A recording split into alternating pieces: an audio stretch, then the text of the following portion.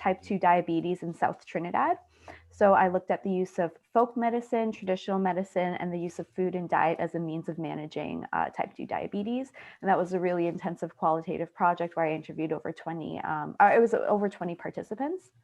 I recently finished up a work term at the Ottawa Hospital where I worked with the Bridge Engagement Center. So that's a community-based participatory action research center looking at the experiences of low income and homeless folks in the area. So I did a COVID project with them as well. It was in part interviews and in part a really intensive survey. And right now, I am the quarantine implementation coordinator for York University. So I'm working very closely with international students who are looking to return back to Canada after a bit of a quarantining process in their home countries. So I work closely with student wellness, international student services, and also the provincial. I have to keep a really close eye on the provincial and federal mandates for travel and everything. So that's what I'm doing right now. And you know what, through how I answer these questions, I'll get into a little bit more of my research, but that's it for me right now. Okay, wonderful. Thank you. It's interesting to see how your research has changed since the pandemic has started. All right, Yeah, and then, kidding. right, it's really interesting to see, like, it's something unexpected, but it brings about new results. All right, and then Sarah, do you want to do a quick introduction? Sure. Yeah, I just finished my master's in public health and health systems at UW, and so my research was in rural Honduras. I was looking at livelihood opportunities for young people, as many of you have heard much about. And before that, I worked for a year in India. I was working with a non-governmental organization, and that was after I had done my bachelor's degree at the University of Guelph in agriculture and international development. So yeah, right now I am working with Dr. Dodd.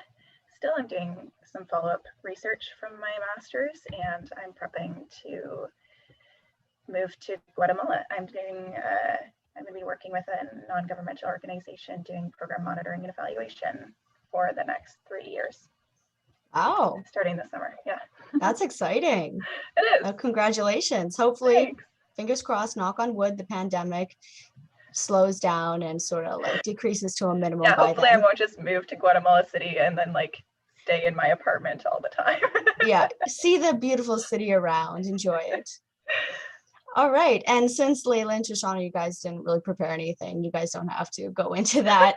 You guys are here as participants.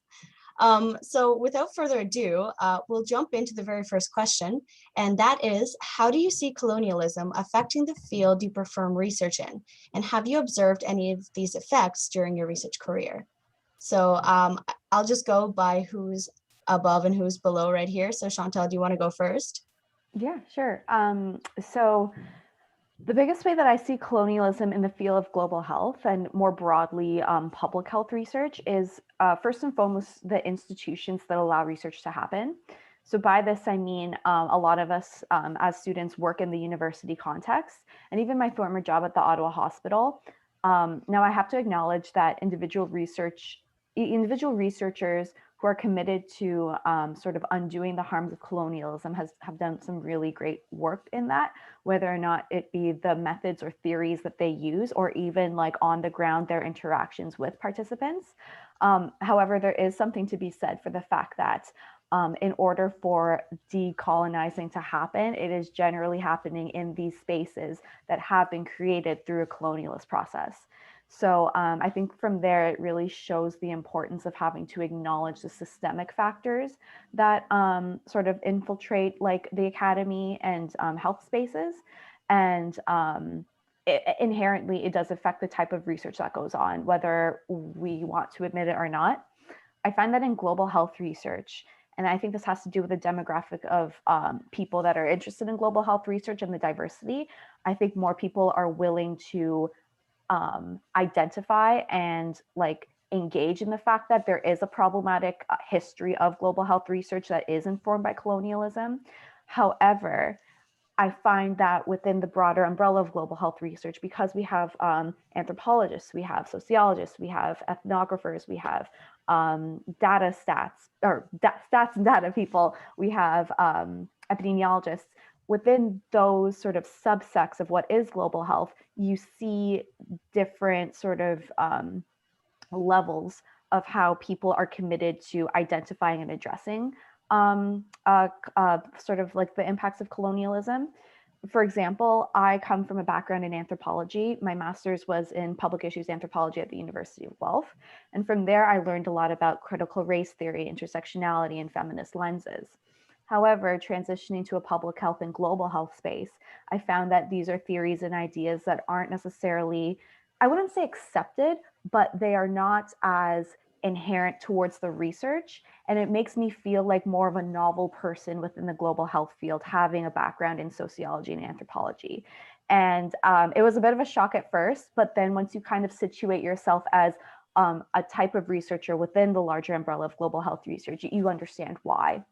So that's how I see it affecting that's how I see colonial affecting research in a broad sense, and that's sort of how I see myself and position myself. I, coming from a background in anthropology, have a more critical lens at these things, and I see it more from the more biomedical lens that has sort of informed what public health research is and what global health research is.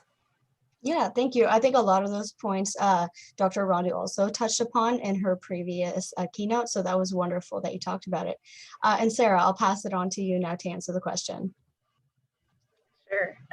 Also, there's some groovy tunes going on in my basement, so I don't know if you can hear those, but okay, I have a vacuum going, so that's better than mine. So I was actually thinking about this question more specifically in the context of my own research.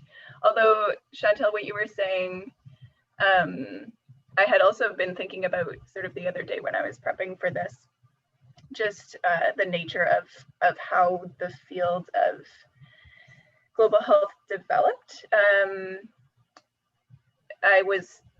So I did part of my undergrad in international development, and I felt like all we talked about was colonialism. That was like, it was a huge part of that program was, you know, like, how did development come to be and where is this coming from? And so much of that is rooted in like anthropology and sociology and that type of research that's happened in the past.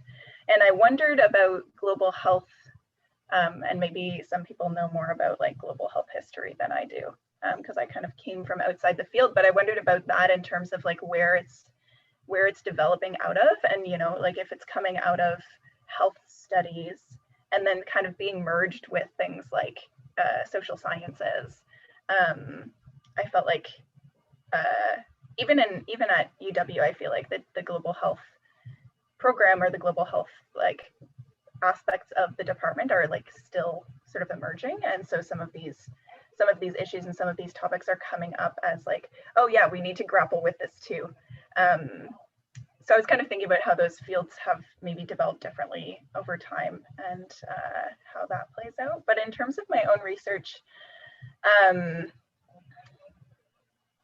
so I don't know if I mentioned earlier, but like my research interests are in agricultural development and livelihood sustainability, specifically among smallholder and subsistence farmers. And so I did my master's research in Central America. And if you are learning about Central American history, Central America was colonized by Spain.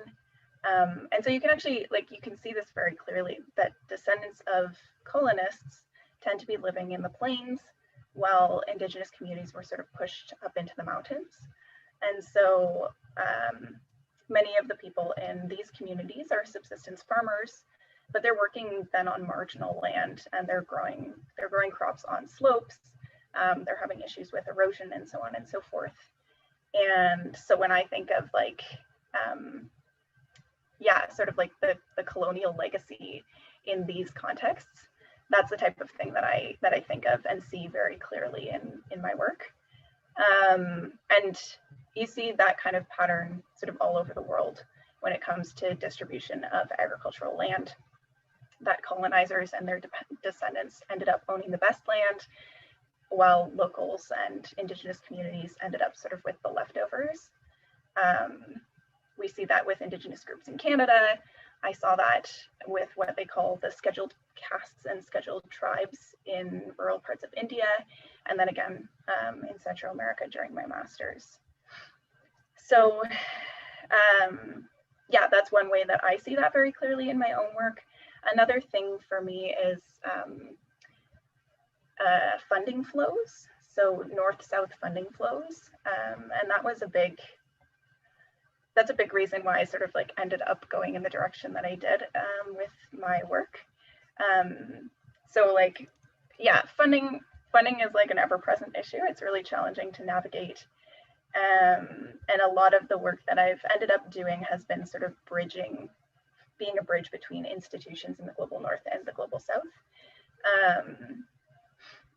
So yeah, it sort of started when I was working in India, that I was sort of writing project proposals and writing evaluation reports for the organization that I was working with. So I guess I see it as like having lived and worked in a setting in the global south and taking time to understand the work that a non-governmental organization is doing in that setting, and then communicating that to an audience in the global north, where there's a funding agency or an academic community or donors that are supporting this work in various ways. So yeah, I mean, that's just a very obvious sort of remnant of those patterns and systems that have to be navigated, that are being navigated in the context of the type of work that I'm doing. Yeah, that's wonderful.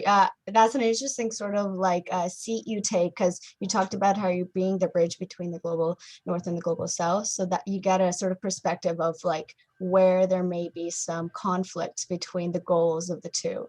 So that's kind of interesting. Yeah, definitely. Yeah. And it seems like a lot of these things that you guys talked about are rooted in more like, I guess more social opinions and social biases that have persisted from a long time ago. Like Sara, you mentioned how in Honduras, I believe you said that there was split between where the indigenous population went into the mountains, and then the Spanish, you said, the Spanish took over the plains. So that's something that's like rooted in history. So there's a lot of stuff that I feel we need to unravel for decolonization to happen in the field of global health. So thank you for that. I think I'll move on to the next question.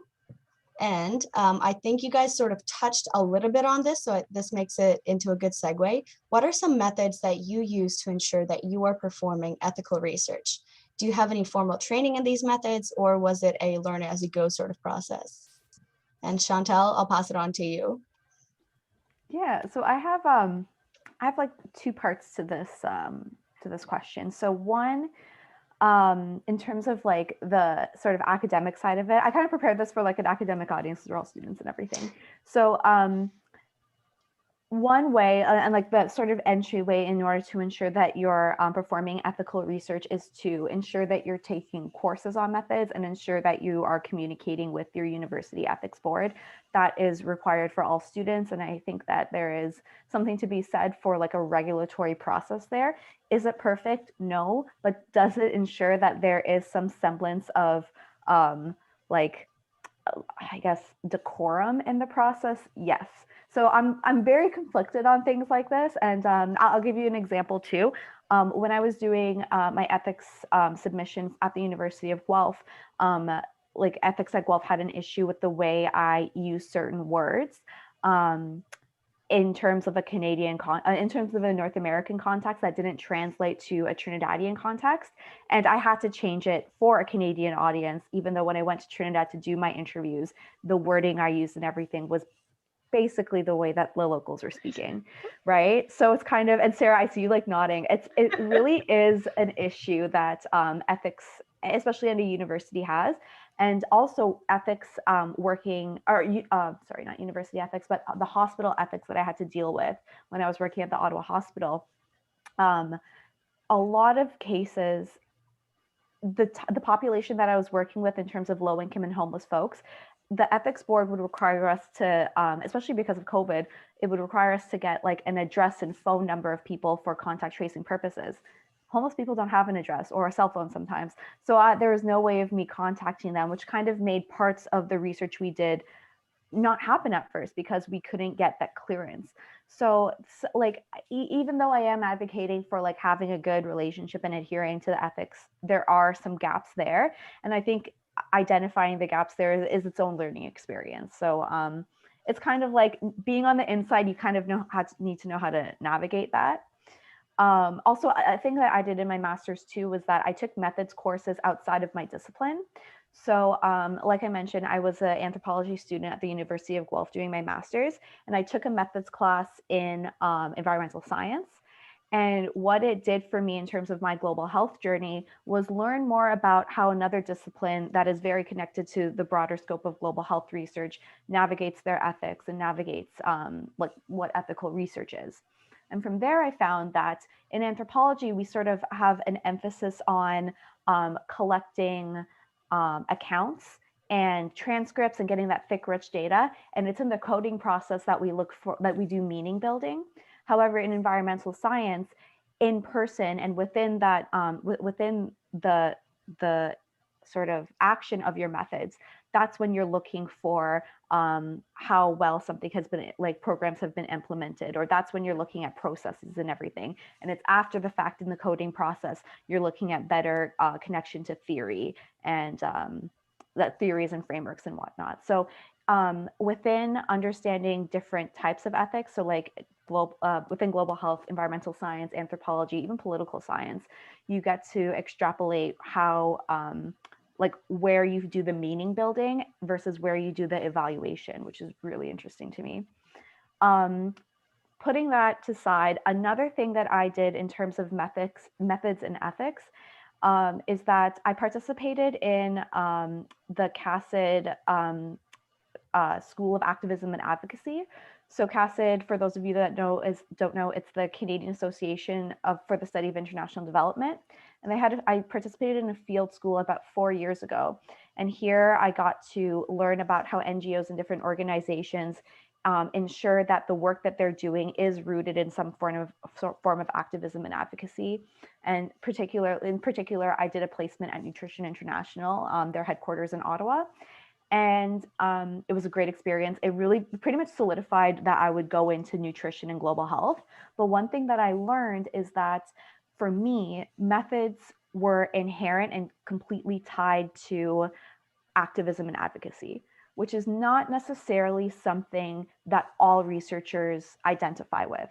And I would argue that I would say that, and kind of with the other question too, a lot of global health researchers may find that connection because you are engaging so much with different populations, and there is that inherent need and want to help advocate and to engage in advocacy. However, within a broader scope of public health, I find that that's kind of not the case. I remember in one of my methods classes at Waterloo, I submitted a question to the professor that was talked about as a discussion question with the class, being like asking what is the role of activism and advocacy in public health research. And she said in particular, I don't think that they're one of the same, that they are sort of separate. And do I disagree? Yes, but I did understand where she was coming from, because in different fields, you might have to ensure that separation in order to ensure like valid or replicable research or reputable research. I would argue in global health research, that's not the case. You have to sort of be an advocate. You have to engage in some sort of activism in order to ensure there's an ethical orientation towards the work that you're doing. So, yeah. Well, thank you. That was a lot of food for thought, actually. Stuff I didn't realize, and courses that you can take as well. The CACID was interesting. I'm definitely going to check that out myself, because that's an interesting and very good resource you mentioned. I'll pass it on to Sara now, and we actually did have another person join us, Danica. Thank you. So Sara, do you want to give us your take on the question? Sure. Yeah, I mean, I had to laugh at what you were talking about in terms of formal research ethics. That was sort of the first point in my list of things to talk about too, because yeah, like I agree with you. I think that they're obviously like really important. And what I found really helpful about the ethics approval process was just they asked me a bunch of questions to make sure I had thought about them. And I think that's really important. I guess I sort of looked at it that way. It's like, they're not like policing me. They're trusting that I'm doing ethical research, but they're there to support and remind me, okay, like, have you also thought about this aspect of the process? So that I don't forget anything, so I don't overlook anything. I found it helpful in that sense. But I also did find some aspects cumbersome and kind of clunky in the context of the research that I was doing. And yeah, I think the main thing for me was just like written consent forms. And I think there would have been a different way for me to go about that, because there's like, for example, I think in Indigenous communities, if you're doing research in Indigenous communities, there's like alternatives to written consent. And I think I could have explored those options a bit more in the context of rural communities in Honduras. But it's sort of standard procedure to do that written consent form. And my participants just found it very weird. It's like a really big mismatch in the context to present them with this very formal document and have them sign it at the end. Yeah, so some of those things felt weird, and it definitely felt like a disconnect. So I think there's room for growth there, I suppose. In terms of like my own approach, my own sort of methods for a sense of ethical research, I guess. For me, it's largely connected to having opportunities to live and work in the setting where I'm doing research, or where I'm doing community engaged or international development support work. And so, yeah, in many ways it's a privilege to be able to do that, but I also think it's an important privilege to take advantage of, I guess. And so, yeah, when I was living in India, that was actually, it was a cultural exchange program. That's the intention of the program. And so opportunities to live with a host family, and a focus on like, learning about, like, I was learning the language, and I think learning language is a great way to build bridges, and also a great way to, feel like a child again and stumble around not knowing how to do anything. It's very humbling. Yeah, but even simple things like I used to ask my host father to take me to the vegetable market with him, or the chicken butcher, like just normal everyday things, and having opportunities to do that in the context where I'm living and working.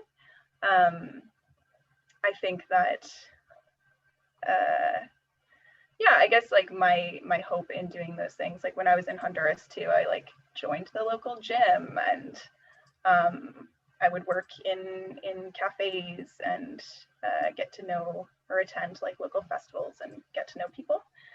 And I think in the context of the work that I do, especially because I have always worked in settings, in these settings where I've worked, I've been such an obvious foreigner, such an obvious outsider, and to take the time to like communicate to people in word and in deed that I'm interested in like the everyday things that are going on, and I want to get to know them in their real lives.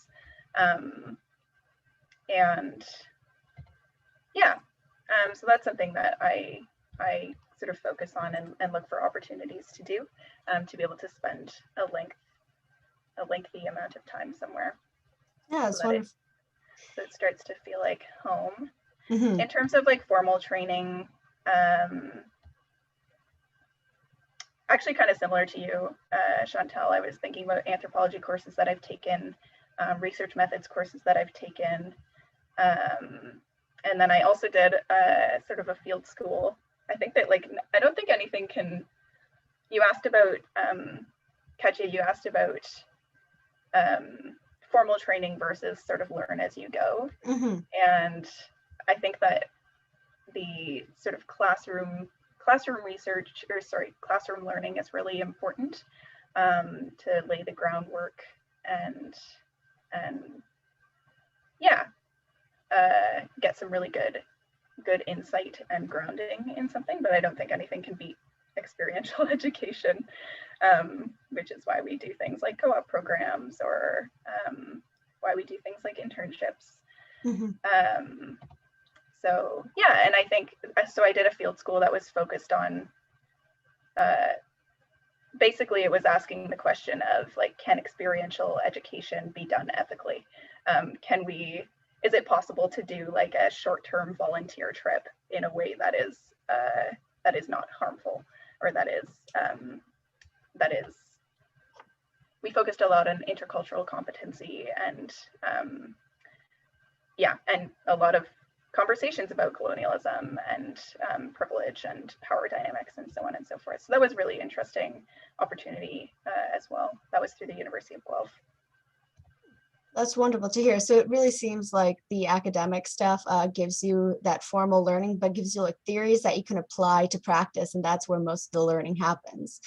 That's what it seemed like to me. Correct me if I'm wrong. And just to, I guess, segue into the third question, I like how both of you mentioned the ethics research boards, how they were helpful sometimes, but they were also detrimental if your research sort of like was out of the scope of like stereotypical research that happens. So like if you use language that maybe a Western like a researcher wouldn't understand, but someone in the context of where you are would understand that. So I'm wondering, where do you believe change needs to be implemented to ensure that ethical practices are followed in global health research? This is a very big question, so there's no right or wrong answers. Chantelle, I'll pass it on to you first. Yeah, I spent a lot of time thinking about this, and it's a question that is, I'm of the fact that like questions like this should never ever have a right answer, because if we do arrive at one, then that's kind of like, that's it. No, but like the reality is what we see as ethical changes. It's dynamic, and like whether it be in research or like even in our everyday lives, like things change and context changes, and that matters. One example of where I saw, or an example of, I'll give you a personal example. So when I was in my master's, my advisor, Elizabeth Finnis, who's an anthropologist, was tapped by, I believe it was the Ontario Veterinary College. The Ontario Veterinary College at Guelph also includes population medicine. So she was tapped by a professor that had gotten funding for a PopMed project. And so they wanted her as an anthropologist sort of within that larger like CIHR team to sort of help with like ethical things and whatnot. And I remember being with her during that first meeting. There's about 50 of us. And after every point someone made about this is how we're going to go into the communities, it was something looking at farming practices and implementing, or the use of waxes to put to like spray like a sort of edible wax on foods, fruit, to keep them like lasting longer and everything. I'm doing a terrible job of explaining, but you're putting it together. So basically, really great idea, really great project meant to preserve food, especially in hot climates. They last longer, all that good stuff. So after everything that was said about what collaboration with the farmers and like agriculturalists would look like in these, I think it was India and Pakistan, everything that was mentioned, Dr. Finnis would be like, we need to make sure there's a translator. We need to make sure, like, you know, we're not just talking one-on-one. Maybe it's a group of farmers so they feel more comfortable. Like after everything that was said, she had something that no one else thought of. So it really showed the importance of how ethical practices can be ensured through multidisciplinary teams, because even having that one anthropologist there, I'm not going to count myself as I was a baby anthropologist, doesn't matter. But like even having one anthropologist there really, like it was a group of 50 people, and these were things that they didn't consider, not because they're ignorant people, not because like they're brilliant scientists, but their training did not necessitate having to think about that stuff. And so that's why I feel like these teams are really, really important. That's one change that I could see, and I do see it happening within the global health scale. I think it could happen more, though. I think it really is missing, and yeah, that's something I'm like looking forward to like seeing change with. Mm-hmm. Yeah, it's something you actually mentioned at the very beginning, how, or at least something that I think of, like one point of view is never a right point of view just because it's only one. So having those multidisciplinary teams is so critical. And just seeing it, more emphasis on this in undergraduate education, I love seeing this. So hopefully we're coming into a new era of research. And without talking a lot more, I'll pass it on to Sara, so you can answer the question as well. Sure. I really like what you said, Chantelle, and I fully agree. I kind of, my undergrad was an arts and science program, so it was like inherently interdisciplinary, and I've always found it interesting sort of interacting with people in different disciplines who've sort of like more purely gone through their own discipline, where I've been like dabbling around and been like, wow, like it is very different. It's a very different way of thinking, and they have like way more knowledge in their field than I do. But there's lots of things that, yeah, that weren't part of their training, and therefore aren't part of what they're thinking about. And I've always found it interesting to sort of like, you know, dabble around and be like, oh, this is what these people think of it. Interesting. This is what these people think of it. In terms of my own thoughts on this question, I guess I was thinking more about how like individual researchers engage in their research. And I feel like sometimes in research, you know, like we're concerned about objectivity, and it can make us kind of afraid to engage with one another, just like human to human. And I understand where that comes from, and I think that there are particular types of research and particular study designs where that makes a lot of sense. But when it comes to global health or any research relating to human health, I mean, we're often engaging with other humans on topics that are really personal. Like our physical health is very personal, our emotional and mental health, our spiritual health, like these are really intimate parts of our lives. And so I think that ethical global health research recognizes that and engages accordingly. So yeah, I'm just thinking about what else I wanted to say about that. I guess like I also recognize like I don't see myself as a pure academic. I definitely take a very practical approach to the work that I do. For me, it's sort of like I got into research because I saw it as an opportunity to play a role in what's going on in international development and play a role in what's going on in global health in a way that made sense based on my own positionality, my own skills, and also the things that I am not skilled in or not an expert in. So this is actually coming out of when I was working in India, coming in with like a degree in agriculture, but realizing very quickly that I don't know anything about the seasons here, and I don't know anything about the crops here because they're entirely different from what I have studied. It doesn't make sense for me to be an agricultural, you know, person in this context because the staff members of this organization have lived and breathed, you know, rural Indian agriculture since they were born. So yeah, in that sense, I got into research because I saw it as a tool that can be used for like program monitoring, for program evaluation in these sorts of settings. And for me, it's, yeah, I care about the communities first. And if research is a valuable tool, then let's use it. And let's use it, again, like if as global health researchers, if we're interested in developing and contributing to communities where people are flourishing, communities where people are experiencing health and well-being, communities where people are experiencing equity and justice, then we have to engage with individuals in those communities on that level, and on the level of what that means and looks like for them, and working together to those ends. So I think sometimes we miss out on that when we're trying to be like too removed, and too sort of like armchairy, if that's a word, armchairy in our research. Oh, that makes sense. Yeah. So it really sounds like you're advocating for like a humanistic approach. Like these are actual people who you need to create a relationship with, who you need to get to know, and they need to get to know you as well to be able to trust you. So that's wonderful. And I also realized I didn't mention this. Layla, Shoshana, or Danica, if you guys ever have any questions that you have or anything you want to add, feel free to either type it into the chat, raise your hand, unmute yourself and talk. Always welcome to do that. So it's not just you're listening sort of thing.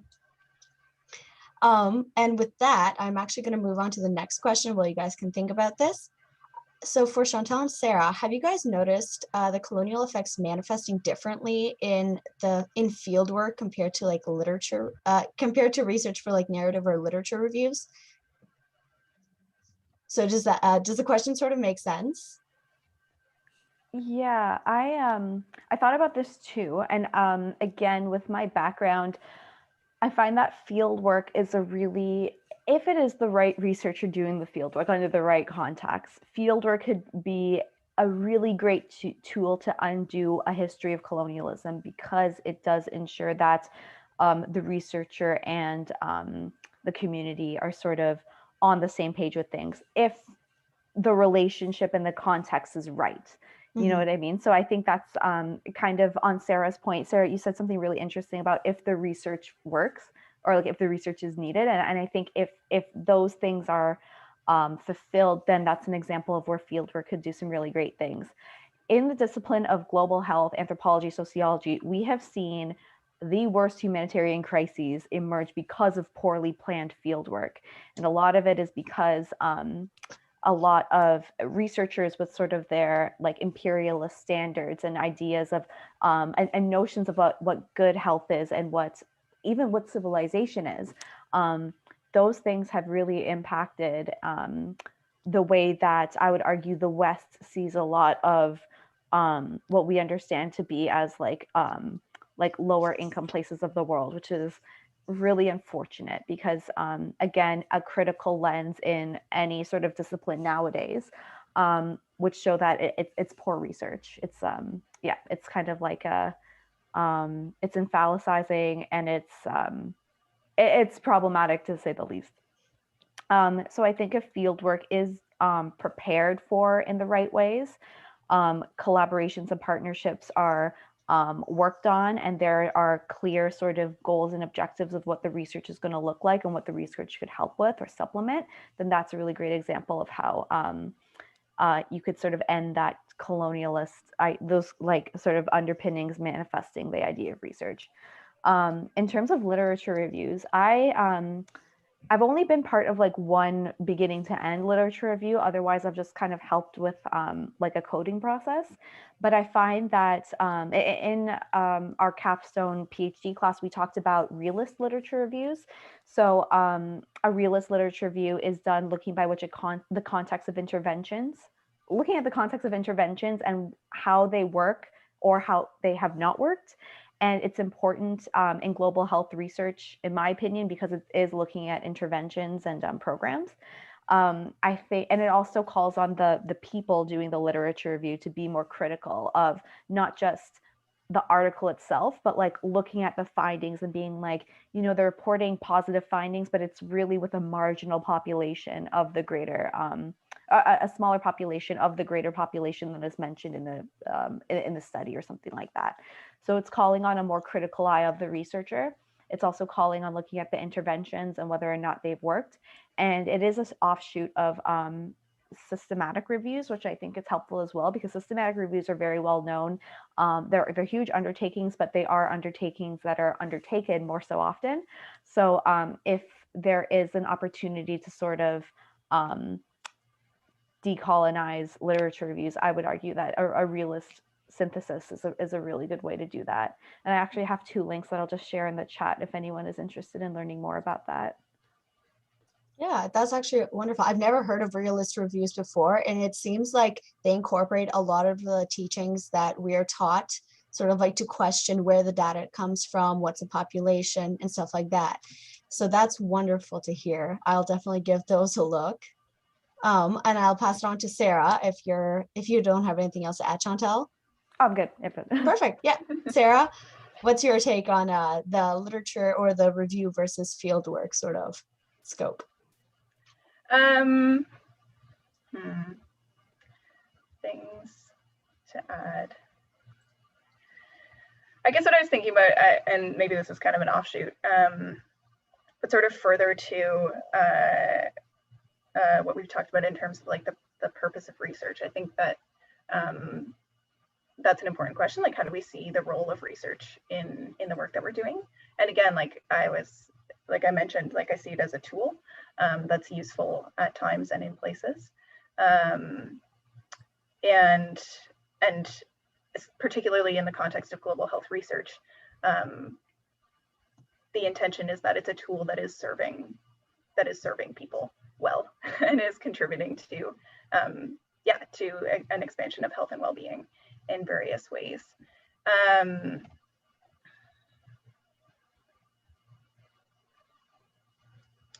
So one of the things, and maybe this is actually going back to the previous question, but one of the things that I've noticed in my own work is there's just sometimes a challenge in terms of the time and resource constraints that make it difficult to do the type of research.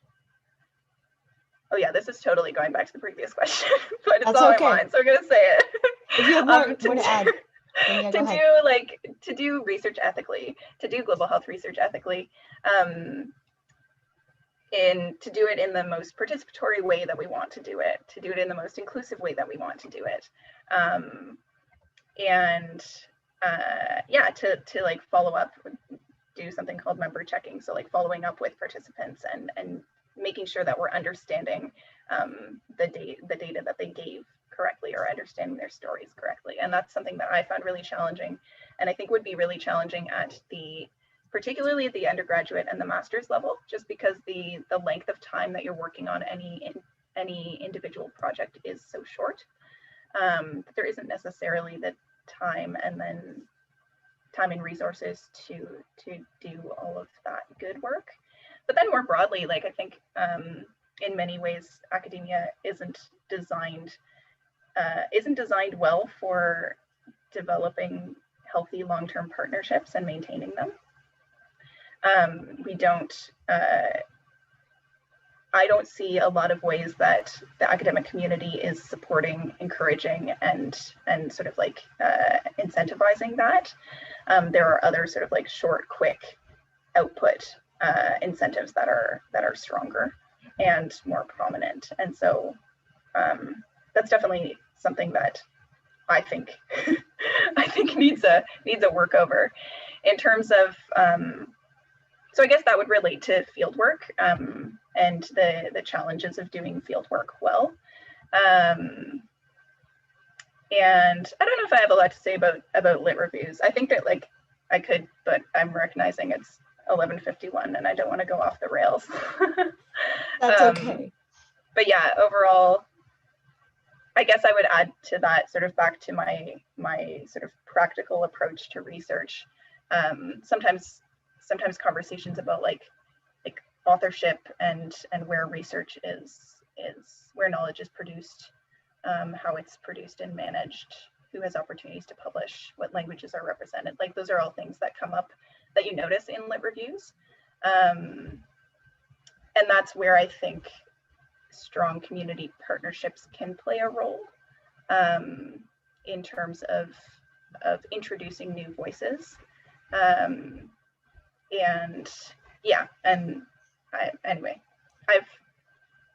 That would go off the rails. I have too much to say about that. So That's okay. You guys both gave quite a lot of information. Both of you actually reflected a few points that Dr. Rondu made regarding sort of like the authorship of papers and sort of like where the research comes from, and especially like there's one mention of how a lot of research done by Western people is made just for like just to put into like not just to increase the intellectual data that they have. It's not made to actually like be used for something.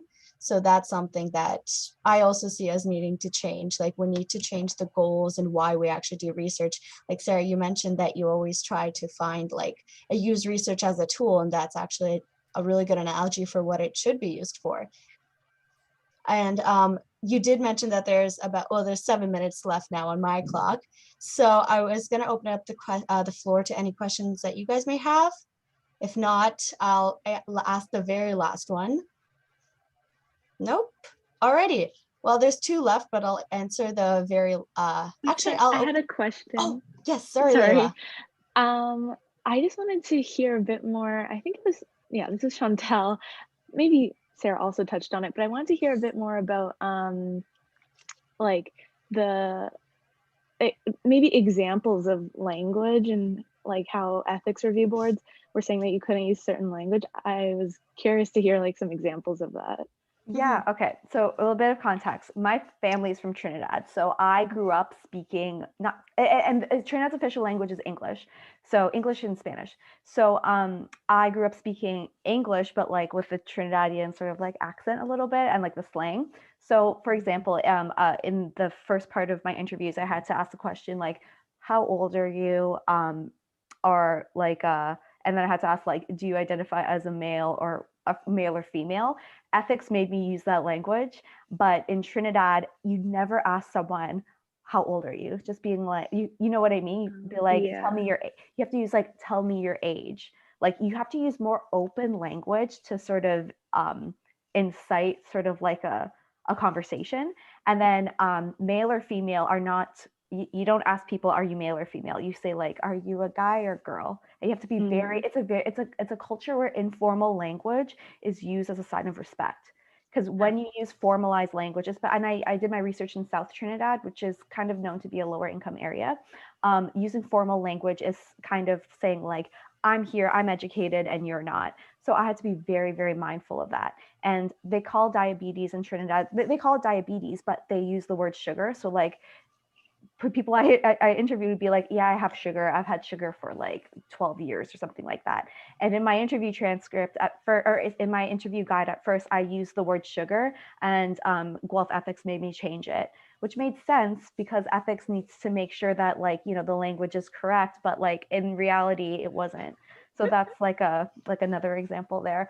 I'm trying to think of other things. There are a lot of little ones in terms of like medication. Oh, in Trinidad, people personify their medication as gendered. So they would say like, I need to take, like, instead of like, my medication is working, they'll say she's working. So things like that, which is really interesting too. So it was hard to explain that to ethics because they wouldn't understand it. And it's only something that I know because I kind of grew up with it, even though I grew up in Canada. It's things I heard my grandparents and my parents saying. So those are a couple examples. Interesting. Okay, I get it now. Sarah, do you have anything to add from your experiences? Because that was a really good question. I was interested in that as well. No, it just reminds me of many moments where I learned that a word that I thought I found that especially in India, just because there's like Indian English. So words that I was like, I know that word, but people are using it in a very confusing way. So that's what that reminds me of, is like learning those nuances. Yeah, and it's interesting that you guys actually mentioned that because I have one experience totally not as grand as yours. However, I had to translate a Russian sort of interview into an English transcript. And the difference between the languages, the difference between the structure, the way that you portray different points is so different. And I feel like that's something we need to accept in the field of global health, that like different countries use languages differently. They have different symbolisms for what does a Western researcher mean coming in? what is the use of this language, such as Chantelle, you said that the use of formal language was seen as sort of like looking down, I guess. So sort of like that. Disrespectful, yeah. Yeah, disrespectful. So that's really interesting that you mentioned that. And I feel like that's something really big in the field of global health that we need to start considering. Like not just the fact that someone's a different culture, but what does that actually mean? I wanted And to I mention, think, oh, sorry. Sorry, I was just going to add, like, I think that's why I so often see my role as like, you know, like bridge or storyteller, and it's sort of like, okay, if I'm going to be a person who's sort of in between places, and is learning how to communicate in both spheres, then like it's kind of, I guess I see it as kind of my role and responsibility then to navigate that. Like, how do I do that well? How do I figure out how to navigate, you know, Canadian research ethics so that this project can happen? Because it's important that this work happens, and it's important to the organization that I'm working with.